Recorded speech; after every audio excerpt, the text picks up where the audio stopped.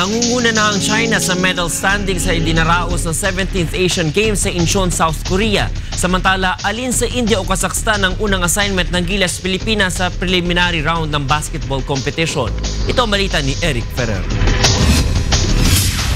Nasa ikatlong araw na ngayon ang nagaganap na 17th Asian Games dito sa South Korea.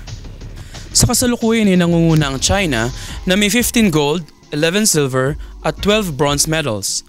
Pumapangalawa naman ang host country na South Korea na may 13 gold, 11 silvers at 10 bronze medals. Habang pangatlo naman ng Japan na may 7 gold medals, 8 silver medals at 11 bronze. Ngayong araw, susubukan ng pambato ng Pilipinas na masungkit ang kauna-unahang nating medalya. Samantala, dumating dito ang Gilas Pilipinas at nakapag-ensayo na kahapon. Ang bansang India o Kazakhstan ang maaaring unang makasagupa ng Gilas na nakatakda bukas, September 23. Ito ay matapos na magwagi ang India at Kazakhstan sa kani-kanilang mga kalaban kahapon.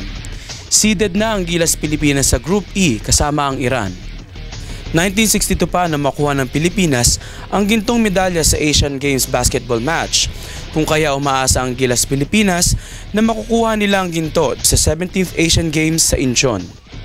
1962 pa na makuha ng Pilipinas ang gintong medalya sa Asian Games basketball match, kung kaya umaasa ang Gilas Pilipinas na makukuha nila ang ginto dito sa 17th Asian Games sa Incheon.